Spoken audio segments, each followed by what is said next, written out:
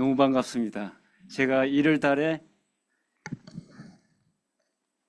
교회 20주년 설립 기념 감사 기념 감사 예배에 참석하려고 했는데 형편이 안 돼서 못 오고 이제야 인사드립니다. 목사님 말씀하신 대로 정확하게 9년 전인 것 같아요. 2015년 6월 두 번째 주일 인도네시아로 선교사로 파송받고 갔다 온 김대형 장로입니다. 저희들을 인도네시아로 파송해 주시고 그 사이에 또 기도와 그다음 감사 헌금 등등 함께 동력해 주신 은혜교회 모든 성도님들 너무나 감사합니다. 제가 이렇게 목사님으로부터 간증을 해주라는 얘기를 듣고 엄청 스트레스 받았습니다. 제가 원래 말재주도 없고 이렇게 공기도 할 때도 외웠던 거 잊어먹고 하는 그런 스타일이거든요. 그래서 아내가 걱정이 얼마나 되는지 적어서 그냥 읽으라 그러더라고요. 그래서 오늘 읽겠습니다. 먼저 주신 말씀을 잠시 이렇게 보고 그 말씀을 하나님께서 저희 부부에게 어떻게 적용시켜 주셨는지를 말씀드리고자 합니다. 에베소서는 저희들이 잘 아는 것처럼 사도 바울이 쓰신 서인데 교회론에 관해서 말씀하신다고 이렇게 알고 있습니다. 바울 서신서 잘 아시지만 그 형식이 앞에 이렇게 교리에 관해서 얘기를 하죠. 로마서 같은 데는 1장에서 11절까지 이신칭의에 관해서 얘기하고, 근데 에베소서도 마찬가지로 1장에서 3장까지는 그리스도 안에서 유대인과 이방인이 하나가 되어서 한 몸, 즉 교회를 이루는 것에 관해서 얘기를 하고, 4장부터 그러므로 항상 바울이 저기 결론을 얘기할 땐 종말로 그러므로 이렇게 나오죠. 그래서 에베소 4장도 그러므로 우리가 부르심에 합당한 삶을 살아야 된다고 얘기를 하고 있습니다. 여기에서 에베소 4장에서 특별히 부르심에 합당한 삶은 우리 일상생활의 삶이 아니고 교회에서 부르심 받은 공동체에서의 합당한 삶을 얘기하고 있다고 합니다. 즉 교회에서 성도의 생활을 어떻게 해야 되는가 하는 데 관해서 가르치고 있습니다. 여러분도 다 알다시피 신앙생활은 예배만 드리는 것이 신앙생활 아닙니다. 교회를 통해서 신앙생활을 하는 것입니다. 즉 교회를 통해서 교제하고 섬기는 그런 것이 신앙생활에서 상당히 중요한 부분을 차지합니다.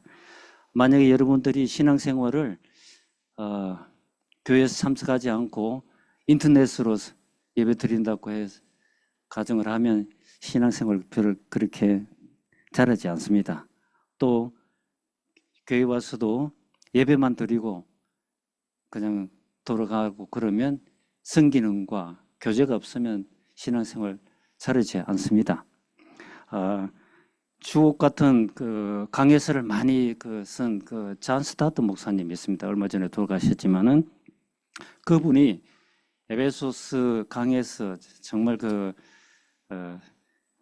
귀한 그 강해서인데 거기에서 서론에 어떤 얘기를 하셨냐면 교회의 중요성에 관해서 이런 얘기를 했습니다. 복음주의의 주된 맹점 중에 하나가 교회의 중추적인 중요성을 간과하는 것이라고 했습니다. 복음주의가 즉 무슨 말이냐면 우리는 구원받은 공동체로 나아가지 않고 개인의 구원을 선포하는 경향이 있다고 했습니다. 또 우리는 그리스도가 우리를 깨끗이 하사 자기 백성이 되려 하셨다는 것보다는 우리를 모든 불법에서 구속하시려고 우리를 위해 죽으셨다고 강조를 하고 있다고 했습니다. 또 우리는 자신을 교인이라기보다는 그리스도인이라고 자랑하고 있습니다. 우리의 메시지는 또 사회에 대한 복된 소식이라기보다는 새로운 삶에 대한 복된 소식이라고 생각한다고 얘기를 했습니다. 교회의 강조점을 정말 강조한 그런 말씀입니다. 우리 오늘 본 에베소 4장도 앞부분에서 바울 사도가 부르심에 합당한 삶에 관해서 두 가지를 말씀하고 있습니다. 첫째가 교회의 하나됨을 힘쓰라 고 얘기합니다. 우리가 잘 알다시피 교회가 하나 되지 않으면 정말 참 교회가 능력을 발휘하지 못하죠. 한국 교회들이 하나 되지 못해서 믿지 않는 사람들한테도 손가락질을 받음으로 해서 저희들이 전도는 불구하고 교회가 전도하는데 오히려 방해가 될 때가 많이 있었습니다. 그래서 첫째가 교회가 하나가 되었다 된다고 얘기합니다. 둘째로는 그리스도의 몸인 교회를 세우라고 하십니다. 즉 11절에 보면 그 느낌이 우리한테 많은 그런 은사를 주셨다고 합니다. 은사를 안 받은 사람이 없다고 얘기를 합니다. 로마서 12장에도 보면 여러 가지 은사가 나오는데 우리에게 정말 하나님께서 본인들에게 필요한 그런 은사를 주십니다. 오늘 그 제목이 부르심에 합당한 은사에 관해서 여기서 합당하다는 것이 뭐냐 하면 속된 말로 하면 주제 파악을 하고 자기에게 맞는 그런 얘기입니다. 즉 우리 각자가 본인들에게 정말 맞는 그런 은사를 가지고 있다고 성경은 얘기하고 있습니다. 그래서 다른 사람이 갖고 있는 은사를 부러워하거나 아니면 다른 사람의 은사를 좀 뭐랄까 하찮은 은사로 생각하는 그런 절대로 교회에서 있을 수 없습니다. 따라서 우리는 받은 은사가 무엇인지 늘 생각하고 그것을 발견하고 발전시켜서 그 은사를 가지고 교회를 섬기는데 정말로 열심히 노력을 하는 것이라고 바울 사도는 얘기하고 있습니다. 12절에서 보면 은사는 교회를 섬기라고 주셨다고 확실하게 말씀하고 있습니다. 하나님께서 이런 말씀에 따라서 저희 부부에게 어떻게 은사를 주시고 또 은혜를 내려주셔서 저희들이 은혜교회를 처음부터 섬기게 하시고 또 인도네시아 선교사로 가서 인도네시아를 섬길 수 있었는지 저희가 잠시 간증을 하겠습니다. 우리는 살면서 여러 가지 결정들을 많이 하죠. 저희 부부도 살면서 인생에 관해서 또 신앙에 관해서도 많이 이렇게 결정을 했습니다. 여러분들도 마찬가지지만 어떤 교회를 갈 것인지, 교회에서 또 어떻게 섬김의 삶을 살 것인지 등등 많은 결정을 했는데 저희들도 그 결정한 것 중에 특별히 지금 생각해도 그 어릴 때였었는데 정말 기특하게 자랑하고 싶은 그런 결정을 한 적이 있었습니다. 어떤 얘기냐면 저희들이 그 당시에 서울 변두리에 있는 회사를 다녔었는데 회사 부근으로 이사를 가서 집 부근에 있는 교회를 다니기 시작했습니다. 그래서 저는 중등부 교사를 하고 아내는 우리 애들 둘 데리고 초등부 교사를 하고 있었습니다. 그런데 우리 목사님이 저희 부부를 정말 예쁘게 봐주셨어요. 혹시 아는 분 있지만 저희 아내가 그 대학 졸업 후 첫 직장이 조영기 목사님 비서였었거든요. 그래서 목사님이 뭐 일 시킬 거 필요하면 항상 저희 아내한테 전화해갖고 교회 사무실로 나오래서 애 하나 업고 애 하나 데리고 교회 가서 늘 이렇게 봉사하고 있습니다. 그러다가 도둑도 맞아갖고 힘든 적도 있었지만 그래서 저희 이 목사님이 중등부 부장을 제대하라고 했었는데 그 중등부가 한 150명이 되고 교사들이 한 30여 명 되는 큰 부서였습니다. 그래서 제 나이가 그때 어렸었는데 저보다 한 10살, 15살 많은 집사님들, 권사님들이 많이 있어갖고 정말 부담스러웠었는데 그래도 목사님 말씀을 순종하자고 저희 부부가 중등부 부장을 맡기로 했습니다. 그런데 문제는 뭐냐면 그렇게 많은 인원이 하려면 주일날 아침 일찍 가서 예배 준비하고 예배 인도하고 또 2부 예배 참석하고 점심 식사하고 교사회 하고 교사 성경 공부하고 또 결석한 교사들 신방 다니고 학생들 신방 다니고 저녁 예배까지 드리고 오면 밤 한 9시쯤 되거든요. 그러려면 토요일 하루는 좀 쉬어야 되는데 그 당시에 우리 토요일 날 일했잖아요. 제가 토요일 때 밤 9시, 10시까지 일할 그런 형편이었습니다. 그래서 대단하게도 저희들이 어떤 결정을 했냐면 중등부 부장을 하고 회사를 토요일 날 쉬는 외국 회사로 다니자. 그렇게 결정을 하고 그 당시 아내가 혼자 새벽 기도를 다녔었는데 기도 제목을 하나 추가를 했습니다. 근데 한 3개월 지나니까 GE 코리아에서 연락이 왔더라고요. 그래서 제가 잡 인터뷰를 하면서 맨 첫 마디가 토요일 근무합니까? 하니까 우리는 미국 회사라서 토요일 놉니다 하더라고요. 정말 따복이었습니다. 그래서 그 순간에 회사 이 회사를 하나님께서 주신 모에다 그러고 옮기고 나중에 내고를 하다 보니까 봉급이 한 10%가 깎이더라고요. 근데 제가 이제 회계사인데 속으로 생각하기에 지금 7일을 근무하고 봤는데 저기는 가면 5일을 근무하니까 일당으로 따지니까 한 15%가 증가하더라고요. 그래서 속으로 그걸로 위로를 하고 회사를 옮겼습니다. 이때부터 아마 하나님께서 저희들이 교회를 섬기기 위해서 직장을 옮긴 걸 정말 예쁘게 보신 것 같아요. 저희 아내 얘기가 항상 자기가 순진해서 이 아무것도 없는 촌놈한테 결혼해갖고 엄청 고생한다고 맨날 부정했는데 정말 그 이후로 하나님께서 저희 부부에게 넘치는 복을 주시다는 그런 생각이 지금도 하고 있습니다. 4년 후에 그 당시에 이제 저희 나라가 중국하고 국교도 맺고 온 세계가 중국에 가야 된다고 할 때 저희 회사에서 중국 갈 사람을 이렇게 받았는데 전 세계 한 40만 명 중에 제가 유일하게 손을 들었습니다. 그래서 상해를 1993년도에 왔었는데 그 당시에 한국 사람들 한 1000명이 안 된다 하더라고요. 근데 물론 한인 교회가 없었죠. 그래서 저희들은 저희 부부하고 애들 둘하고 네 식구가 모여서 이제 서울에서 가지고 온 그 당시에는 카세트 테이프였습니다. 목사님 설교를 카세트 테이프로 들으면서 예배를 드렸었는데 다음 주일부터 그냥 옆에 사는 한국 분들이 자기들도 교인인데 같이 예배 드리겠다고 해서 상해 한인연합교회가 시작됐습니다. 그리고 제가 한 4년 반 정도 상해 근무했는데 회사에서 이제 싱가포르로 발령 나오고 미국 본사로 발령 나오고 또 홍콩으로 다시 오고 그냥 홍콩에 있던 본부를 중국이 장사 잘 되니까 중국으로 옮겨라 해서 다시 상해로 왔습니다. 2003년 8월 달에 왔었는데 그때 와보니까 벌써 한국 사람들이 3만 명, 어떤 사람들은 한 5만 명 된다 하더라고요. 그런데 한인교회는 여전히 한 군데 있더라고요. 한 1000명 좀 넘게.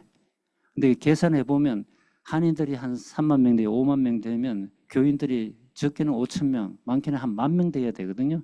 근데 한 1,000여 명 밖에 안 되는 교회가 있습니다. 대부분 그때는 물가가 사서 이 상해에 오면 맨 먼저 하는 것이 집에 일하는 사람 데리고 또 기사도 데리고 남자든 여자든 할 것 없이 교인들까지도 신앙생활 하는 거는 좀 방학을 하고 특히 교회 섬기는 거는 뭐 무조건 방학이고 남자 여자 할 것 없이 골프 배우고 골프 치고 그 다음에 그 당시에 물건 샀기 때문에 여자들은 막 다니면서 똥시 사는 것 거기에 뭐 정신이 없었습니다. 가구부터 시작해서 뭐 항아리 뭐 저희 집에도 많이 있습니다.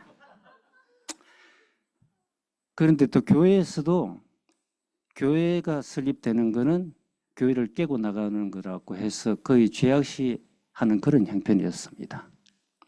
그 당시에 고현철 목사님이 북경에서 선교사로 와 있었는데 한인 목회를 하고 싶어 했었습니다. 그래서 고 목사님하고 울산교회에서 같이 이렇게 교회 다녔던 우리 여자 집사님 한 분이 있었는데 그분이 저희들한테 고 목사님을 소개해 주시더라고요. 그래서 고 목사님이 상해에 와서 저희들하고 얘기하는데 이 상해에 한인교회가 좀 더 생겨야 된다고 같은 얘기를 했습니다. 그래서 고 목사님 가족이 이사를 오고 2003년 11월부터 저희 집에서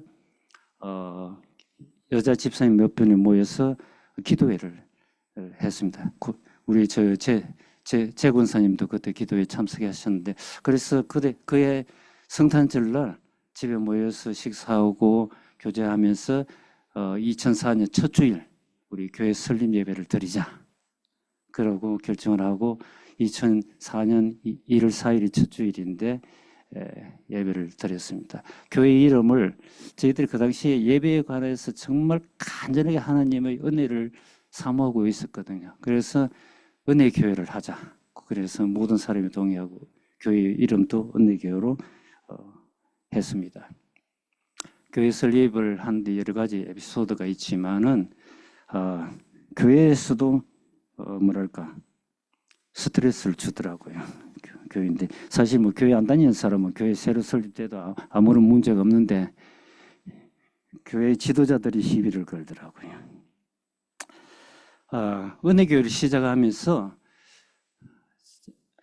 특히 제가 이제 홍콩도 있어보고 해외에 여러 군데 한인교회를 다니면서 특히 홍콩 교회 혹시 아는지 모르지만 유명하거든요. 교회에 관해서 홍콩 로컬 신문 1면에 났습니다. 서로 싸우고 야단 법석을 지겨서. 그래서 한인교회의 좀 뭐랄까 아쉬운 점을 제가 좀 봐서 우리 고목사님하고 우리 은혜교회는 정말 하나님께 충성한 교회일 뿐만 아니라 사람들한테 좀 자랑스러운 교회가 되자고 해서 몇 가지를 목사님하고 정하고 4개로 정했습니다. 아직도 4개 있는지 모르겠습니다만은 일반적으로 장로교회가 장로교 총회 헌법을 기준으로 하는데 그거 플러스 우리는 교회 4교를 갖자 했습니까? 제가 한번 소개해 드려 볼게요. 우리 연합교회는 장로교회를 한다고 했습니다. 왜냐하면 연합교회를 해보니까 여러 교파 사람들이 오는데 문제는 뭐냐 하면 그분들이 자기들이 속했던 그런 예배 예전이나 아니면 교회 치리 이런 데 관해서 그것이 옳다고 하고 다른 거는 다 틀렸다고 얘기를 하면서 교회에 많은 문제점을 일으키더라고요. 그래서 우리는 그런 거 좀 이제 교회가 많이 생길 테니까 뭐 교파마다 교회가 생길 테니 우리는 그러면 장로교회를 해갖고 좀 그런 뭐랄까 연합교회의 그런 역기능이랄까 그런 것을 좀 폐하자고 했습니다. 그다음에 두 번째는 대부분 이제 큰 교회 그때 이제 연합교회가 컸지만 여전히 무슨 운영위원회를 이렇게 갖고 있더라고요. 그거는 아닌 것 같아서 우리는 당회를 빨리 운영을 설립을 하고 당회의 질의를 받자 이렇게 정했습니다. 그래서 사실은 1000몇 명 되는 교회보다도 저희 교회가 당회를 먼저 구성했습니다. 다만 저는 우리 고목사님한테 이제 얘기 드리기를 제가 생각할 때는 교회는 좀 젊어야 된다. 그래서 날마다 새롭게 개혁하는 그런 교회를 하자고 이렇게 하고 그러려면 장로님이 좀 젊은 분이 있어야 된다. 그래서 우리 첫째 장로님이 40 전에 장로님 된 분도 있었거든요. 그래서 저는 그러고 또 전개하기 위해서 장로님은 65세 되면 은퇴한다. 그리고 그 전에도 5년을 연속 심우를 하면 1년을 반드시 휴무를 하고 다시 심우하고 싶으면 공동의회에서 투표한다. 그렇게 정했습니다. 그리고 교회 예산은 적어도 3분의 1은 선교하고 전도하고 구제하고 장학금으로 교회 밖으로 쓴다. 헌금 열심히 해갖고 그냥 교회 치장하고 큰 피아노 사고 뭐 그런 거 정말 아닌 것 같더라고요. 그래서 저희 교회는 3분의 1은 반드시 선교하고 전도하고 구제한다. 그렇게 했습니다. 또 마지막으로 뭐 여러 개 있지만 하나는 소개하고 싶은 것은 그 당시에는 한국 사람들이 정말 물밀듯이 들어왔습니다. 저희 교회도 매주 그냥 한 3가정씩 새로 등록하고 그럴 때거든요. 그래서 미안하지만 제가 고목사님한테 제가 볼 때 저는 경영학을 했는데 회사에서는 막 그냥 과장 되면 교육시키고 차장 되면 교육시키고 그냥 계속 리더십에서 교육시키는데 목사님은 신학교 졸업하고 그런 거 없는데 제가 볼 때 목사님들이 교회가 한 500명, 1000명 되면 캐파가 안 됩니다. 그래서 우리 교회는 200명만 되면 서울에서 부목사님을 데리고 오셔갖고 중국에서 한인 목회를 할 수 있도록 양육시키는 인큐베이터 교회입니다. 그래서 교육이 되면 교인들도 떼고 그 다음에 자립할 수 있도록 교회를 설립하는 겁니다. 그렇게 해서 실질 실천했습니다. 소주 은혜교회, 푸동 은혜교회, 광주 은혜교회 자립할 때까지 저희들이 재정 지원했습니다.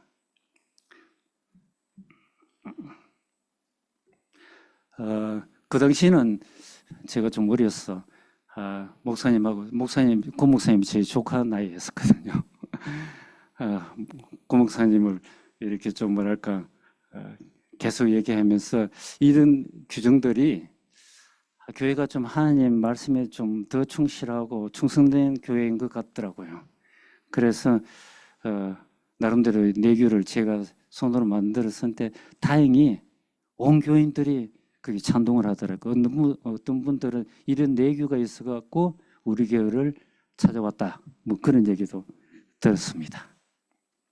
교회 초기의, 은혜교회 초기의 몇 가지 에피소드를 말씀드리고자 합니다.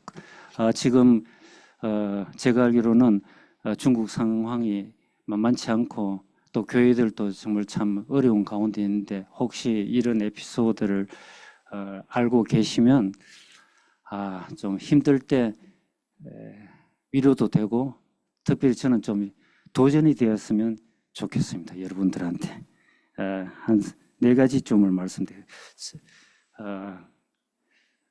교회를 설립하기 전부터 저희들은 사실 좀 뭐랄까 정부하고의 관계를 좀 관시를 좀 생각했습니다. 제 집에서 그 연합교회를 할 때마다 모든 교인들이 저 집은 아마 곧 추방될 거다. 그렇게 얘기를 했고. 왜냐하면 주일날 되면 택시가 한 40대가 우리 집 앞에 와갖고 공안에 교통정리를 했거든요. 그래서 내일 모레 그냥 쫓겨날 거다 했는데 4년 반 동안 공안에 한 번도 찾아오지도 않더라고요. 그렇지만은 좀 관계를 조심해야 되겠다 해서 공안에 가면 한국인 담당 부서가 있더라고요. 그 부서의 책임자가 김일성 대학을 나온 사람이더라고요. 제가 중국어를 못했는데 한국말이 되더라고요. 그래서 만나갖고 식사하면서 우리가 한인교회를 세우려고 한다. 연합교회가 10년이 지났는데 무슨 문제를 일으키더냐. 전혀 없지 않았었냐. 그래서 우리가 지금 교회가 한국 사람이 많으니까 교회를 더 세워야 되는데 세울 건데 좀 도와주는데 우리가 어떻게 해야 되냐. 그러니까 3가지를 요구를 하더라고요. 첫째는 중국 사람한테 전도할 생각 말아라. 여기 중국 사람은 조선 쪽이에요. 그다음에 2번째는 주위에 있는 중국 사람들한테 민원이 들어오게 하지 말아라. 그러면 자기들은 그걸 처리를 해야 된다. 교회를 닫게 할 수도 있다는 얘기죠. 그다음에 3번째는 교회 밖에 나가서 무슨 집회를 수련회를 하라고 있었어요. 연합교회에서 대학생 수련회 한데 몇백 명 모였는데 안 해갖고 시비 걸렸다고 그러더라고요. 그래서 교회 밖에 나갈 때는 반드시 사전에 얘기를 해줘야 자기들도 혹시 문제가 생기면 위에 있는 사람들로부터 추궁을 받지 않으니까 얘기하라고. 그래서 저희들 중고등부 짜딩에 가서 수련하고 할 때 사전에 전화로 해갖고 우리 간다고 얘기를 하고 그랬습니다. 교회가 설립되고 나서도 저희들이 그 공안부 그 다음에 구의 종교국 그 전의 공안부 종교국 사람들하고 수시로 식사를 하면서 우리 은혜교회 당신들 요구한 거 잘 따르지 않냐. 당신들 통제 아래 열심히 있다고 얘기를 했습니다. 그래야 그분들도 좀 안심을 하니까. 그래서 우리가 정말 참 여기에서 열심히 살면서 사회에 좋은 영향력을 미치려고 하니까 우리가 뭘 해야 되냐. 그래서 도와주겠다 했더만은 그때 민항친가 어디에서 여학생이 심장 수술을 했는데 그 당시에 상당히 큰 금액이었습니다. 수술비가 없다고 도와줄 수 있냐 해서 저희들이 수술비를 도운 적도 있었습니다. 그래서 나름대로 저희들이 그 종교국 사람들한테 정말 좀 잘 보이려고 노력을 했습니다. 그 당시에 벌써 한인 교회들이 한 10군데쯤 생겼습니다. 그런데 많은 교회들이 연합교회 할 것 없이 주일 되면 교회 앞에다가 팻말을 붙였습니다. 조선족 출입 금지 했거든요. 저희 교회도 몇 분들이 해야 되지 않냐고 했는데 정말 당해서 강력히 반대했습니다. 저희들이 예배 드리는 거에 관해서 정말 하나님 은혜를 구하던 그런 때를 생각을 하고 교회에 예배 드리러 오는 사람 오지 말라고 하는 거는 그거는 교회 없애라는 거는 마찬가지. 차라리 교회 문 닫았자 그러고 저희들 한 번도 그 팻말 붙인 적 없습니다. 아무 문제 없었습니다. 그 다음에 또 한 번은 한인 교회들을 다 한 빌딩으로 이사를 가라 그러더라고요. 상당한 그 스트레스 받았는데 그래서 저희들이 나름대로 그 식사 같이 하던 분들한테 어떤 얘기를 했냐면 잘 모르지만은 한국 사람들은 어느 나라에 가든 맨 먼저 하는 것이 교회당 세워갖고 예배 드리는 거다. 만약에 한금 가지도 못하는데 한 건물에 오라는 거는 결국 교회가 없어지는 건데 없어지는 것이 아니고 그렇게 되면 아마 상해에 100몇십 개의 한인교회가 지하교회가 생길 건데 그러면 당신들을 통제하는데 엄청 어려울 거다. 차라리 지금이 통제하고 파악하는데 훨씬 쉬우니까 옮긴다고 그러는 거 아닌 것 같다고 했는데 한 석 달 지나니까 허지부지 없어지더라고요. 이처럼 소위 이제 중국은 선교지죠. 전혀 감격과 감사가 없더라고요. 그냥 예배드리고 친한 사람들끼리 모여서 교제하고 운동하러 다니고 뭐 그게 신앙생활이 다한 것 같다는 그런 기분이 들었습니다. 여기 있으면 어떻습니까? 우리 신앙생활이 좀 느슨해지는 것 같으면 자극이 오잖아요. 예배 드리지 마라. 교회당 옮겨라. 뭐 구역 예배 하지 마라. 목회자들 비자 연장 안 해준다. 그럴 때마다 어떻습니까? 새벽기도 모여서 기도하잖아요. 정말 간절히 기도하잖아요. 하느님만 바라보고.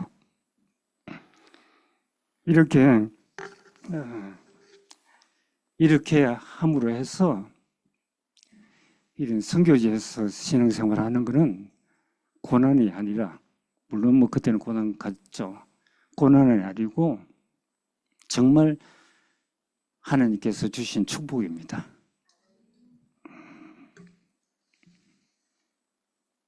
저희들이 인도네시아에 있을 때는 부활절이나 이런 교회 명절이 오면 교회나 성당 한 100m 전방에 탱크가 와서 지켜줍니다.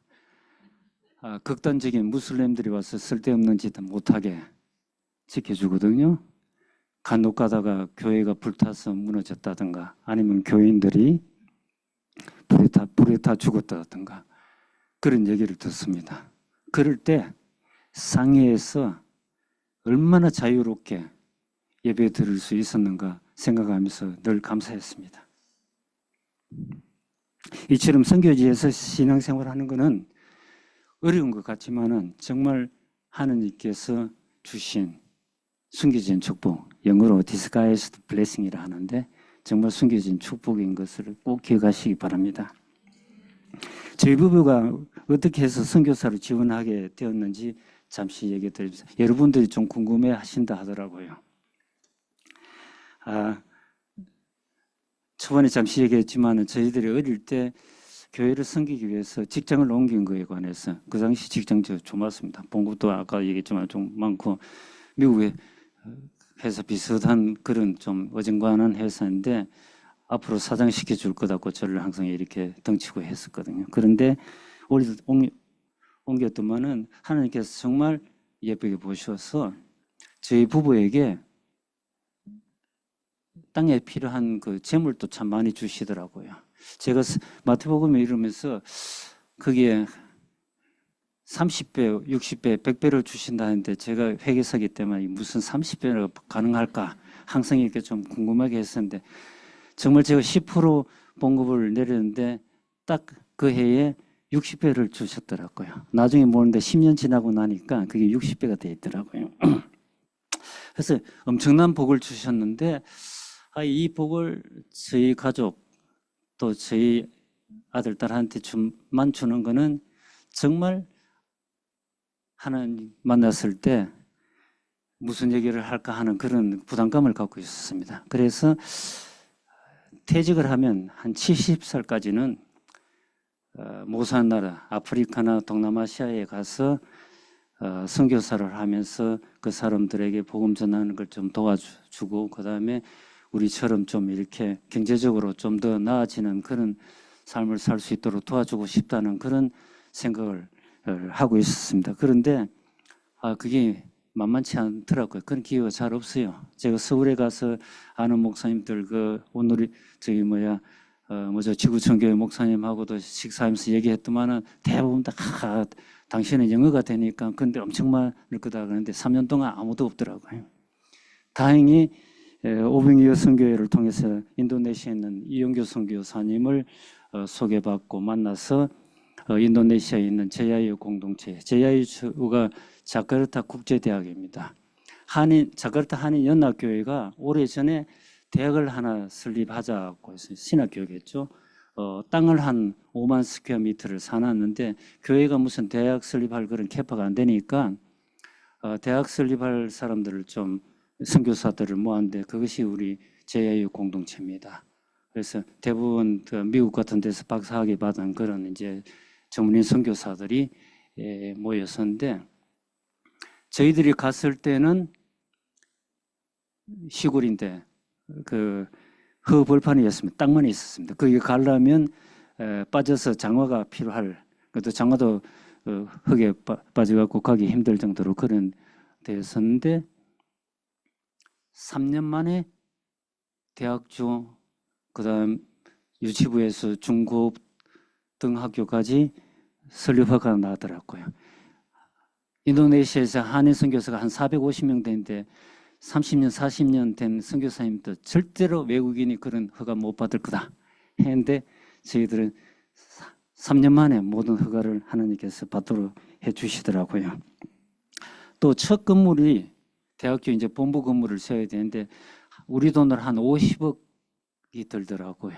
그런데 건물을 세우는데 처음 시작할 때 10분의 1도 안 되는 그런 헌금을 갖고 있었습니다. 제가 평생을 회사에서 재물을 받기 때문에 돈에 관해서는 걱정을 안 하고 또 무슨 프로젝트가 있으면 먼저 예산부터 확인하고 그렇게 했는데 10분의 1도 안 되는 예산 가지고 50억짜리 공사를 한다 그래서 정말 걱정했습니다. 제가 재무 담당이었기 때문에. 그래서 이영규 선생님의 선교사의 두 번째 책이 더 내려놓음인데 첫 번째가 내려놓으면 더 내려놓으면 그 끝에 보면 믿음 없는 선교사 나오는데 그게 접니다. 그런데 2년 만에 공사가 완성되는데 빚을 한 푼도 안 지고 공사가 완성되도록 하나님께서 인도해 주시더라고요. 정말 그때 점심시간 때 한 15분 만에 홀랑 점심 먹고 모든 선교사들이 방에 모여서 정말 울면서 기도했거든요. 그런데 그게 가능해지더라고요. 저는 계획대로 가서 학교의 재무부서를 담당을 했습니다. 처음에는 재원차서 회계, 격리, 세무, 그냥 또 급여도 그냥 현금으로 봉투에 넣어갖고 주는 것부터 다 했었는데 이제 학교가 좀 커지면서 로컬 직원들을 뽑아서 가르치고 그렇게 지냈어요. 저는 평생 그 일을 했기 때문에 사실 어렵지는 않았습니다. 그런데 다른 선교사님들은 영문과 나왔는데 와갖고 인사를 해야 되고 정말 어려웠었습니다. 왜 학교를 운영하는 팀이니까. 전혀 자기들이 해보죠. 목사님이 와갖고 무슨 시설 관리하고 그랬으니까요. 근데 저는 아주 쉽게 지냈다고 봅니다. 그러나 저희 아내가 고생을 했죠. 깡 시골에 가서 저희 아내는 무슨 학교 행정을 도우거나 아니면 가르칠 그런 캐파가 안 돼 있기 때문에 본인 얘기로는 자기는 블루칼라 노동자 일을 한다. 그렇게 얘기했습니다. 저희 팀이 애들까지 합하면 거의 한 45명이었는데 금요일마다 5시에 이제 모여서 2시간 동안 찬양 예배하고 7시부터 이제 저녁 식사를 같이 했거든요. 우리가 가기 전에 이영규 선교사님이 전화를 했더라고요. 이제 우리가 학교 짓는 그 시골로 다 이사를 가야 되는데 함께 모여서 예배드릴 장소가 없는데 혹시 형편이 되면 집을 좀 큰 거를 살 수 있느냐 하더라고요. 저희는 당연하게 형편이 되었고 그 집을 하나 샀는데 그 시골에 그 저희 동네 이름이 그 집가랑인데 그 동네 이름이 집가랑의 버버리 힐스였습니다. 정말 그 실에 45명, 10명 예배 드리는데 아무런 문제 없이 우리 그 실한 이거보다 좀 비슷했던 것 같아요. 그럴 정도로 좋은 집을 주셔갖고 그래서 아내는 일주일 동안 예배 드리고 식사하는 그 식사 준비. 근데 덥다 보니까 더우면 배추하고 그 무가 안 되잖아요. 그냥 김치 담그면 그냥 푹석푹석 그 뭐냐 두부처럼 이렇게 녹더라고요. 그거 이제 구하러 다니고 그렇게 일주일을 보내서 그러고 이제 학교 건물이 생기고 나서는 학교 강당에서 이제 예배 드렸는데 그 다음부터는 이제 아내는 기숙사 게스트하우스 청소하는 것. 그 다음에 예산이 없어가지고 우리가 조경을 못했는데 학교 둘레에 이렇게 꽃밭 이렇게 만드는 거. 1년 내내 36도 되는데 대개살에서 그거 꽃밭 만드는 거, 그 물 주고 하는 거, 그 정말 노동자 일이 있더라고요. 그 다음에 이제 덥고 그러다 보니까 시골이라서 우리 선교사님들이 참 많이 아팠었어요. 수시로 아프고 애들도 아프고 그래서 이제 아프다는 소리 들으면 삼계탕 끓여갖고 신방 가고 선교사들. 그 다음에 선교사님들도 이혼하더라고요. 시골에 와서 그냥 선교사 오면 뭐 대단한 거 하는 줄 알았는데 우리 팀들이 무슨 아니면 그냥 식모 일하는 거거든요. 그래서 스트레스 받고 했는지 뭐 그냥 어느 선교사님 부부가 싸움했다 그러면 아내가 그 다음날 찾아가서 부인 선교사님하고 상담하고 또 밥 사주고 등등 이런 일을 했는데 상해에 있을 때는 일주일 한 3일 내지 4일은 교회 때문에 바빴거든요. 저희 아내가 유일하게 본인 차도 있고 본인 기사도 있었기 때문에 우리 고 목사님이 신방 가려면 항상 아내 보고 같이 가자 그러고 그래서 나흘을 바빴는데 그 시골에 가니까 뭐 교통수단도 끝도 없고 해서 맨날 감옥에 살았죠.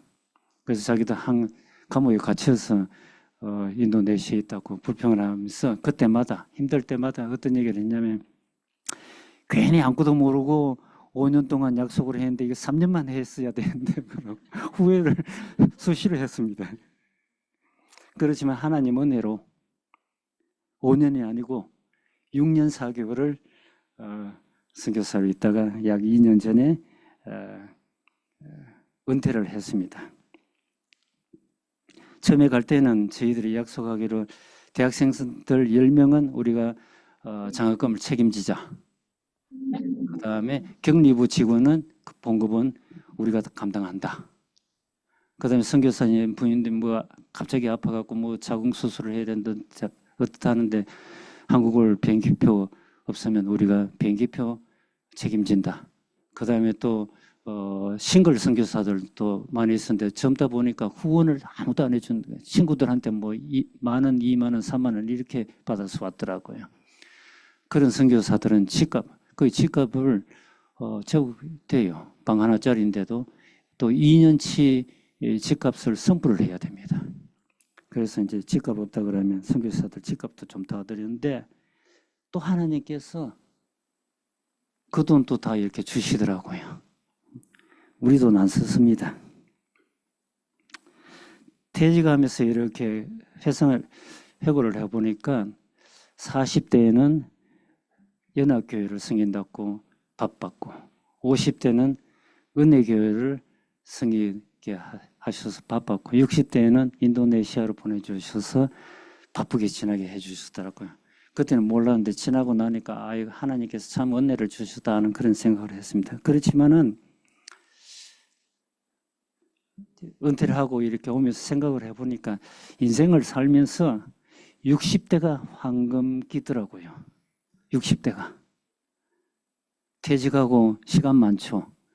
자녀들 다 떠나고 나니까 할 일 없죠. 거기에다가 퇴직 갓 했으니까 경제적으로 좀 여유가 있죠. 또 중요한 것이 부부가 다 건강하더라고요.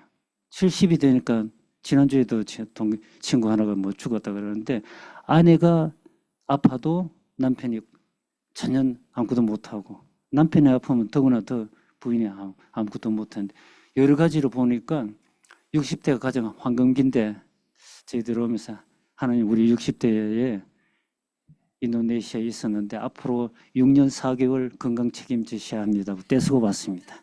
그 덕분에 아직도 이렇게 건강하게 다닙니다. 하나님께서 저에게 미국 회사를 다닐 수 있게 해서 언어가 되게 하시고 제 후임자를 구하지 못했습니다. 영어로 해야 되니까 한국에서 선교사님들이 오기가 참 힘들더라고요. 그래서 저희 선교단체는 한국 사람이면서 미국에 살면서 미국에서 정년퇴직한 목사님이나 그런 전문가들이 교수 요원들이 필요한 그런 형편이더라고요. 한국에서는 오고 싶은 장로님들 많이 와셨는데 와서 그냥 한 5점만 있어보고 자기 안 되겠다고 그런 분들이 한 서너 번 됐습니다. 영어가 돼야 되니까. 그래서 저는 다행히 그래도 미국 회사에 평생을 근무하게 해서 언어를 배우게 하시고 그 다음에 또 교회에서 여러 가지 직분을 주셔갖고 교회를 섬기는 것도 배우게 하시고 그 다음에 또 해외에서 평생을 근무하게 해서 어디를 가든 아무 문제 없이 적응할 수 있는 그런 은사를 주셔가지고 선교사로 이렇게 섬길 수 있게 해주셨다는 것을 알고 정말 그 당시에는 힘들었지만은 하나님께서 주신 축복이라고 감사했습니다. 제 경험으로 봐서는 해외에 산 것이 선교사로서는 엄청난 자산이 있더라고요.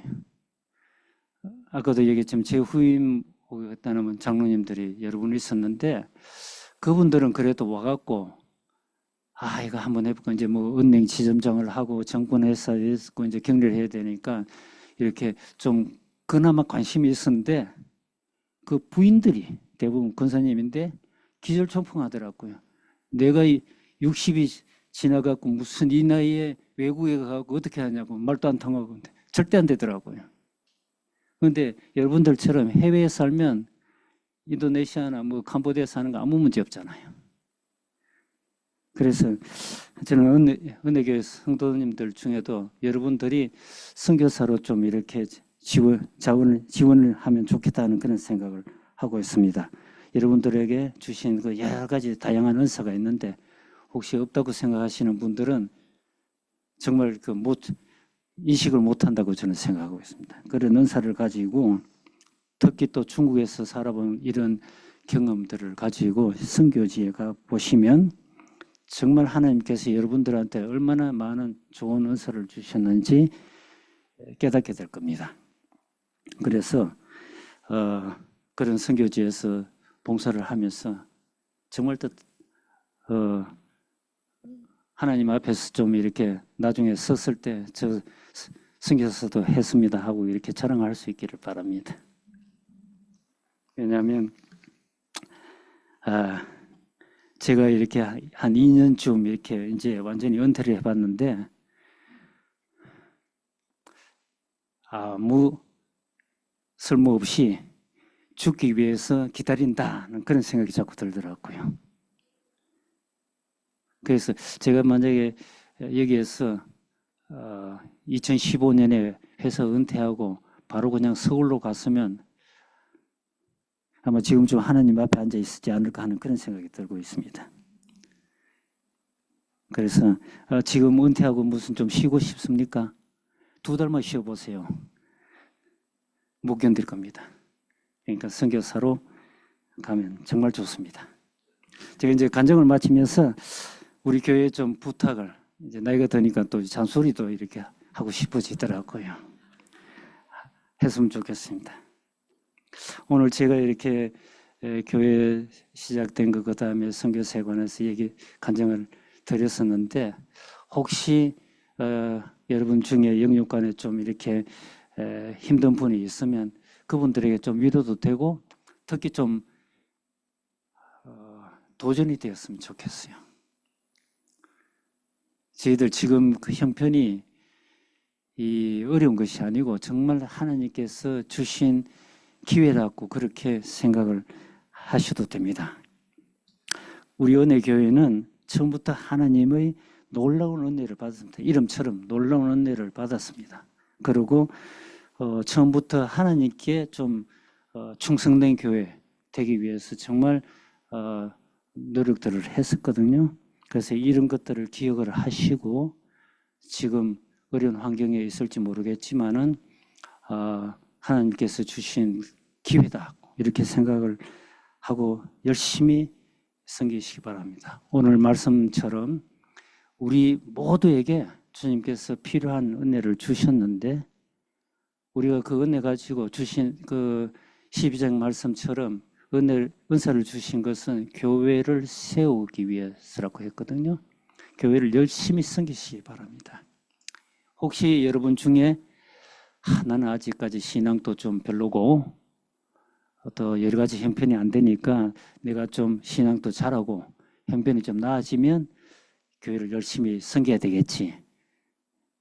죽을 때까지 그런 기회 없습니다. 지금 하십시오. 충분합니다. 여러분들한테 필요한 은사 다 주셨거든요. 저는 제 경험으로 봐서 제 믿음이 교회를 섬기면서 자랐더라고요. 중등 부장될 때 사실 저 성경 통독 못했거든요. 창피하지만은 제가 제 부친이 장로님 때 장로 아들인데 제가 성경 통독을 그때까지 한 번 안 했더라고요. 그럴 정도로 엉터리였었는데 하나님께서 교회를 섬기면서 믿음이 세워지게 하더라고요. 여러분 그런 경험 하시기 바랍니다. 그 다음에 재능이 꼭 무슨 뛰어난 그 은사가 꼭 무슨 뛰어난 재능이라고 이렇게 생각하실 수 있는데 은사가 그것만은 아니거든요. 시간도 은사고 그 다음에 또 저기 뭡니까 물질도 은사고 특히 섬기는 거 좋아하시는 분 그것도 정말 참 귀한 은사거든요. 그래서 그런 은사를 여러분들이 다 갖고 있으니까 그거 가지고 정말 다 교회를 세우고 열심히 섬겨 보시기 바랍니다.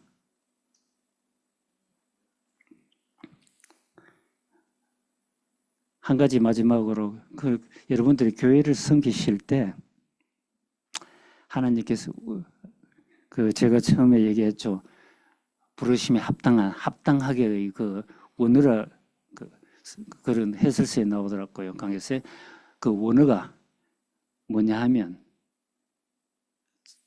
자기 형편에 맞도록 그러니까 처지에 맞도록 그런 의미라고 하더라고요. 그래서 우리 처지가 뭡니까? 정말 죄인이잖아요. 하나님께서 주신 그 구속의 은혜를 생각하면 교회를 섬길 때에 정말 겸손해집니다.